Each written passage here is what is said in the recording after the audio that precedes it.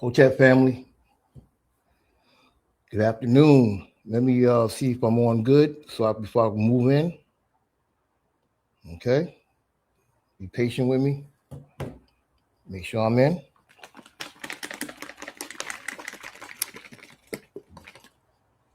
Make sure it's connected. I don't want to lose anything here. All right, I think we're in.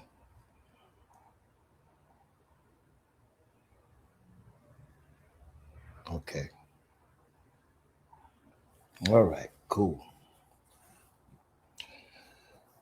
I greet you, my brothers and sisters, in our ancient Kemetic language with Hotep, which means peace, Amandala, which means power to the people. I say welcome to our Unchain Your Brain session.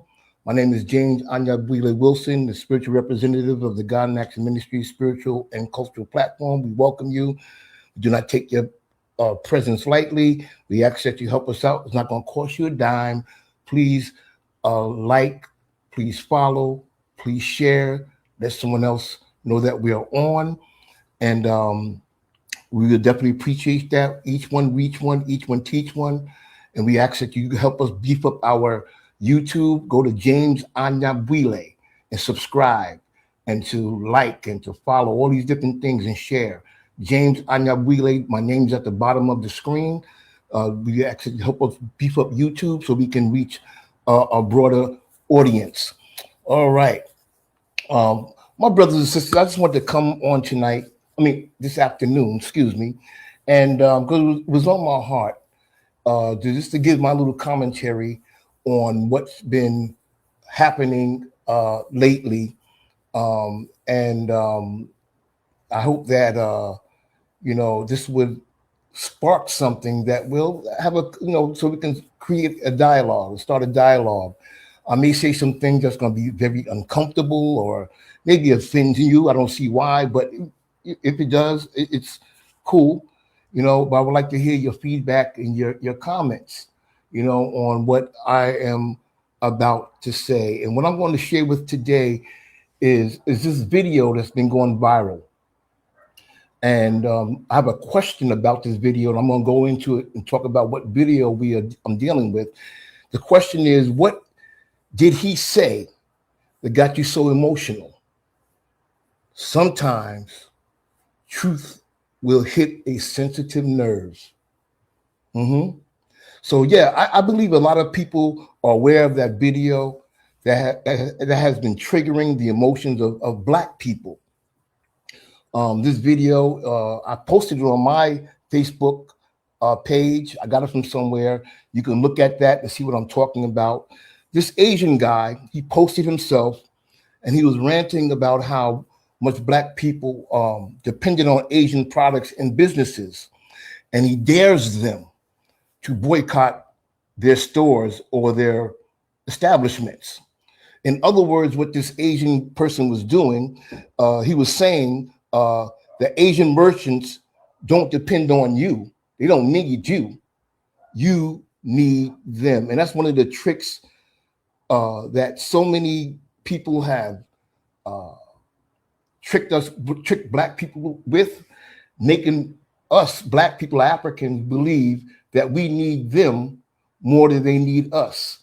If we needed them, we'll try to open up stores in their neighborhoods. They would not allow that. But why so many foreigners open up their stores in our neighborhoods? You could bear witness to this, right? Because they need us. Don't let them flip the script on you. So once this Asian male came on and started ranting about how Black people need them and they don't need us, Black people felt that, okay, we're going to start boycotting.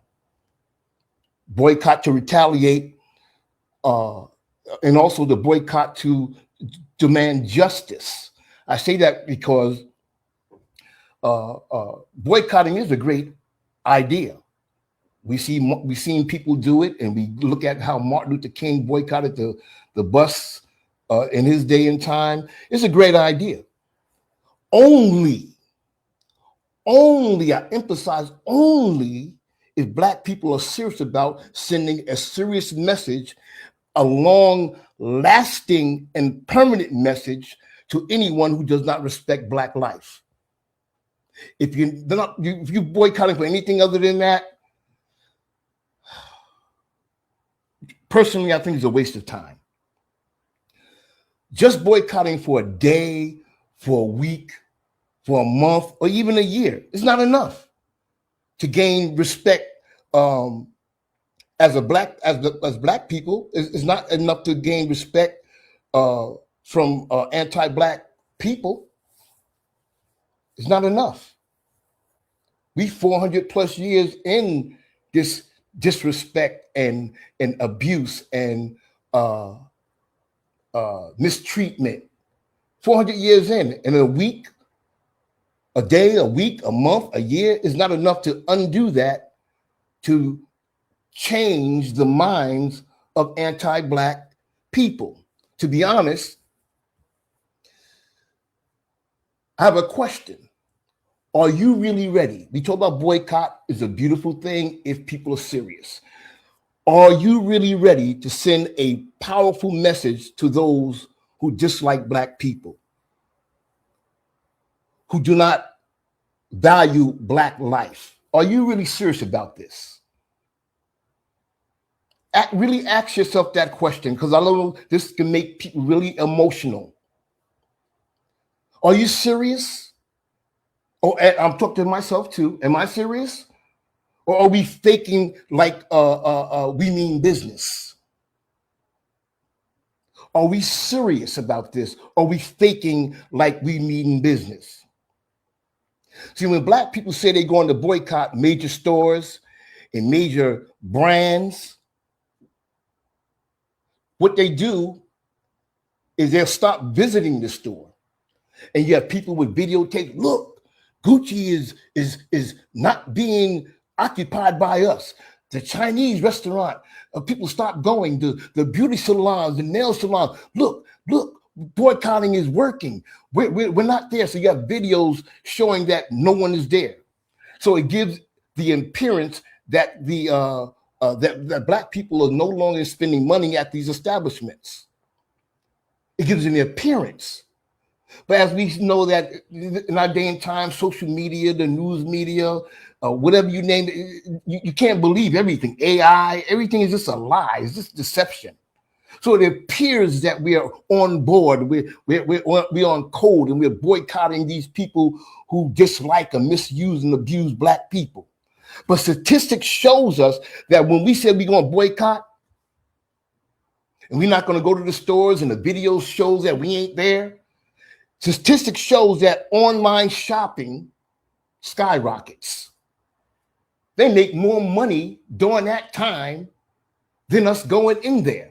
Online shopping skyrockets. DoorDash skyrockets. But we feel like, oh, we ain't going there. We boycotting because they don't see me. I'm standing on business. No, it says that when we do that, or when we've been doing that, things skyrocket. So are you really going to boycott and permanently in the relationship with these anti-Black people, merchant store owners? Or are you going to find a hidden, slick way to stay connected? Online shopping, like I said, and door dashing, and in other ways that we can still get what we want without nobody seeing us, to act like we're part of the boycott, or we're part of standing with the people to send a powerful word to anybody who have no respect for us. Sometimes truth, brothers and sisters, will hit a sensitive nerve. One thing I've learned, that self-deception is the worst form of deception. It's like when you're faking like you're taking a stance against Black injustice, but by not spending money at certain places, but you find it, like I said, a hidden way to still get what you want. without nobody knowing it, and it appears that you're part of the movement. That's self-trickery, brothers and sisters. Now, and nobody's talking about that. Be emotional. It's boycott, boycott, boycott. That's good if we are serious. So this man, this Asian man who made this video about Black people needing them, and he dared us to boycott their stores. What this person was saying is, he was letting us know clearly, something so clear that he knows what we're afraid to admit, that we are too dependent on them. Them, and other foreigners that come in our communities. We're too dependent. Look how many stores that's owned by Black people in your community. And look at how many stores that's not owned by Black people in your community. So this Asian person made a point about his people. And like I said, sometimes truth can hit a sensitive nerve. We don't want to admit that. We just want to be emotional. And it's fine, but we have to process it and start being an analytical and critical thinker. If we're going to do this, what is the goal? What is the outcome? What is the long-lasting and permanent dent we're going to put in anyone who are anti-Black or do not respect Black life? You know, when that Asian guy said that we don't need y'all, you need us. You go to our beauty salons, our nail stores, every gadget and electronics you got in your house is China made, Asian made. You come to our restaurants and this and that and other, and our clothes and all these different things. He's not lying. He's not lying. But we got emotional. What he's basically saying to Black people, right? Not in this, not just with the Asian people, a lot of Asian people. I'm not saying all, but a lot of them. Look, we are in abusive relationships with foreign store owners and businesses. Yes, it's an abusive relationship.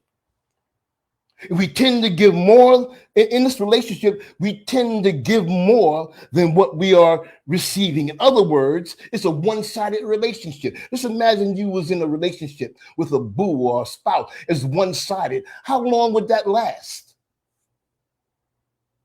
Only someone who's not thinking straight will stay in something like that. So we are in one-sided abusive relationships with foreign-owned store owners and merchants. And in any abusive relationship, the giver, like I said, we give more than we receive. The giver is disrespected. The giver is misused. The giver is abused in every way in this one-sided relationship. But somehow we keep going back. And we stay in an abusive relationship. And that is the reason why this Asian man who made that video was so confident in saying what he was saying. He knows what we're afraid to admit. And I'm admitting it today, and I may catch some slack. Hey, no problem. But somebody got to talk about this. Because all Black people is not on code. We so damn divided, man. We're not on code. We act like we're united and divided when somebody do something to us, but when we do it to each other, we don't say nothing. It's become normal. Am I justifying what this guy said? No, I'm critiquing it.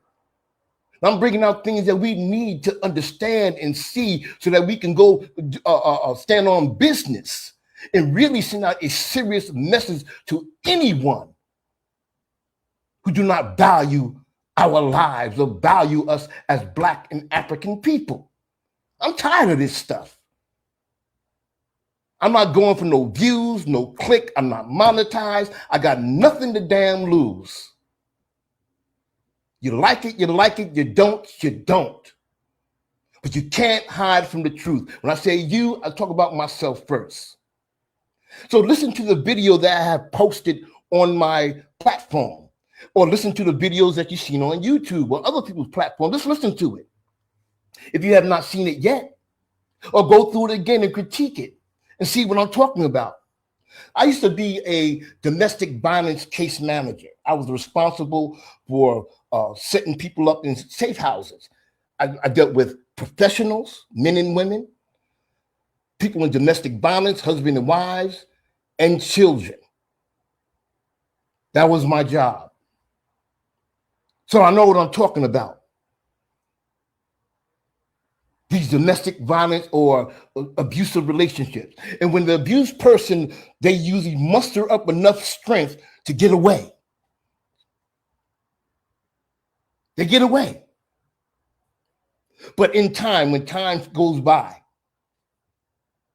a month, a week, sometimes a day, when they calm down, or a week, or a month, or whatever, they tend to forget about the pain and the hurt that they have suffered, and they find themselves going back to that abusive relationship.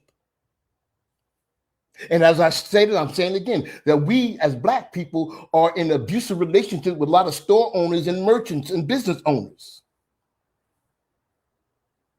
So when the abused person gets up enough strength to leave that abusive relationship, like I said, they tend to go back because they forget the pain and what they've gone through.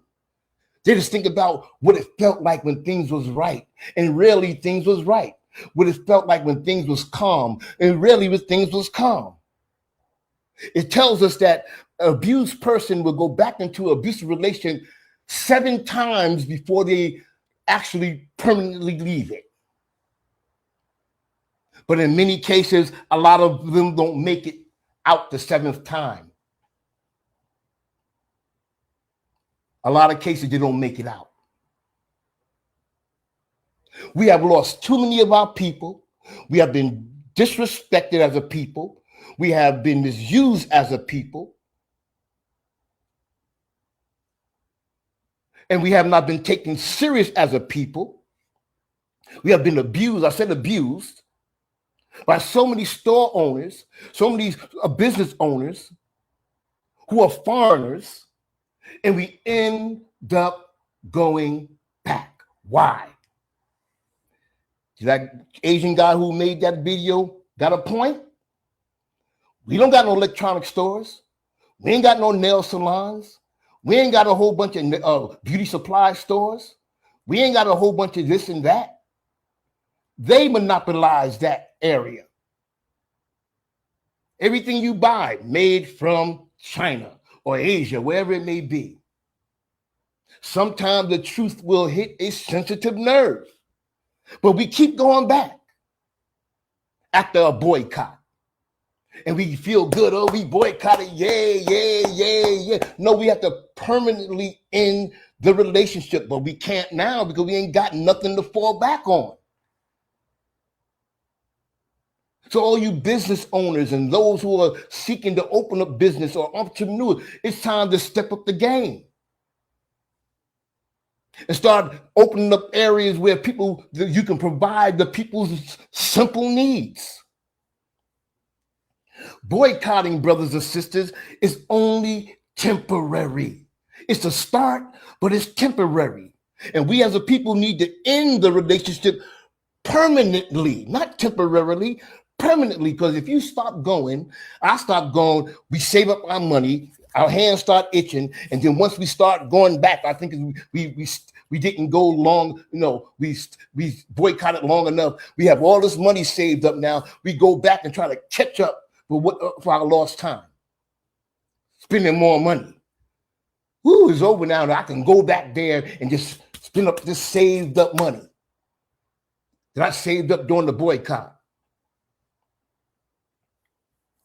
It's temporary, the boycott. We need to end the relationships permanently and do what that Asian man said. It hurts, but it's true. He said, get your own stores, get your own businesses, go to the banks, if they racist too, and get your own loans and start your own thing, provide for your own people, and then the abuse will stop. He couldn't say it no clearer than that. He hit a sensitive nerve. I got no love for a person like that. The hell with him. But when I hear facts and truth and evidence, I don't care where it comes from. I'm going to take it, analyze it, be an analytical and critical thinker, and see what step I'm going to make so that they can no longer, whoever it may be, can no longer use me, misuse me, abuse me, take advantage of me, or treat me any old kind of way. What do you think about this, brothers and sisters? I would love to hear your comments. Like I heard on this dude saying on YouTube, cuss and discuss in the comments, pressing the like or heart or whatever. That's cool.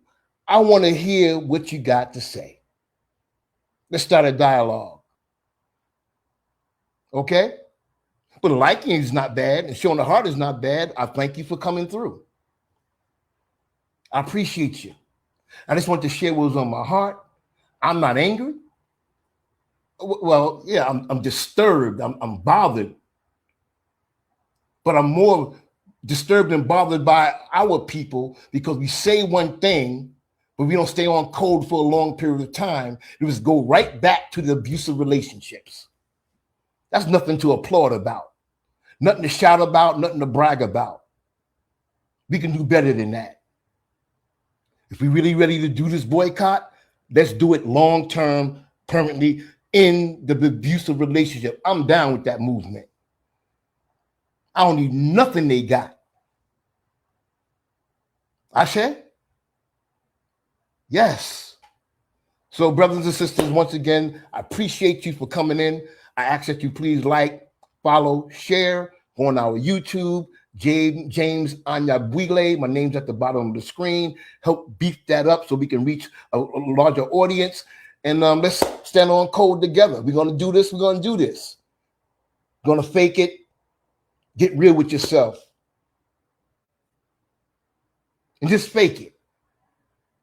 There's people who really believe fake it until you make it. We got no time to play the games.